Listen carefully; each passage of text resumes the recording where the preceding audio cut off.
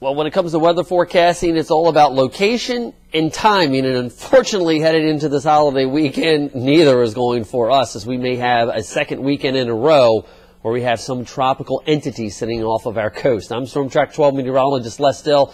As we head into this holiday weekend, we are tracking the tropics, and the tropics is what it's going to be for the next couple days here. Not only a very tropical feel to the atmosphere, high dew points, very muggy conditions, but also the potential of tropical trouble developing off the southeast coast of the United States that potentially could be heading close to the coast, probably the closest for tomorrow, and then eventually moving away, but still a tropical fetch and a tropical feel with some tropical downpours possible as we head into early next week. So here's your Storm Track 12 planning forecast. We are watching the river levels come down along Chicad Creek, but still above that flood stage mark. So we do have the flood warning that is in effect. And of course, that's left over from the previous tropical rain that we got on Wednesday.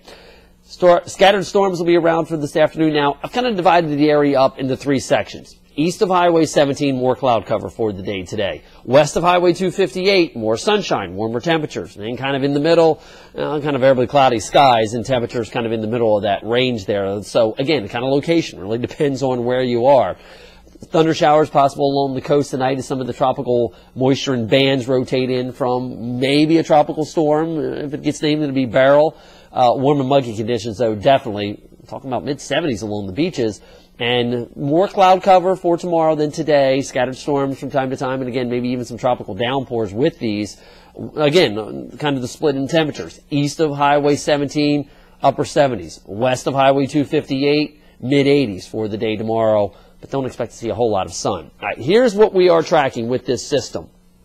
Notice a lot of showers and thunderstorms sitting off of the coast along the Gulf Stream waters here, but as we come southbound, you'll kind of see this little niche, low pressure trying to form as it's making its way along the Gulf Stream water now east of Georgia, and this will come up northbound to an extent and then eventually turn southwestward, just like we saw last week with Alberto. And this very well may be a storm system that is weighted to one side, as we do see that low-level center starting to show up there now, again, just off the Georgia coast, where the shear currently, as we're speaking, is taking those high-level clouds and shearing them off to the west. Here's what I was saying about placement. If you remember earlier in the week, I was talking about, oh yeah, this big upper level ridge is going to be centered over the Tennessee Valley, and that's going to basically protect us from anything off the coast. All we had to worry about was some ridge runners coming down.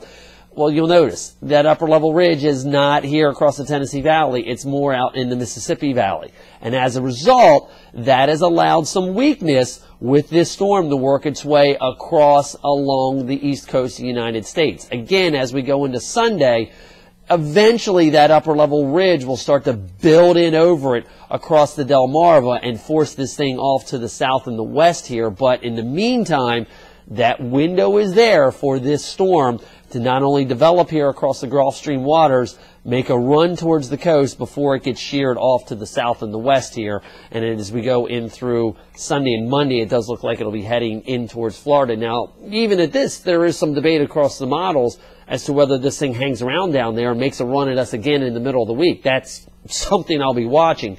Either way, you can definitely see that upper level ridge is definitely across the Ohio Valley and the northern mid-Atlantic states with this weakness for us here underneath, allowing this action to get going here. As we head on in through the weekend, again, we are going to be watching the showers and storms gradually dissipating as we head on through time with this upper level ridge backing into the Ohio Valley. And then by Wednesday, we'll drive a cold front into the area here. This is how things look like with Future Track here. We are tracking the system again. It's going to make its closest approach to us as we head on through tonight going into tomorrow morning. You can kind of see the area of low pressure centered here, and then watch as we put this into motion for you as we go in through tonight and especially tomorrow morning, how it kind of curves back towards the coast. Again, the good southeasterly to easterly fetch of that moisture right in over us. East of Highway 17, best chance of rainfall through the morning hours tomorrow, then kind of spreading inland as that low pressure system fades off to the south and the west here, headed back down towards Georgia. But even at that, very light wind flow, southeasterly winds, that's going to keep the chance for showers in the forecast as we head in through the day on Sunday, and then maybe even in for Monday as well. But definitely a little bit more sunshine in here as we go into Sunday, and then it looks like the best day of the weekend will be on Monday, the Memorial Day itself. Again, kind of a split as far as temperatures are concerned. East of Highway 17, the cloudier conditions, the cooler temperatures coming in off of the water. West of Highway 17, we are going to be looking at the chance for some peaks of sunshine more so today than what we're going to be seeing for tomorrow. If you're looking for something to do on this holiday weekend, hey, let's not forget the Aurora Fossil Festival taking place. Scattered rain and downpours, unfortunately, for tomorrow.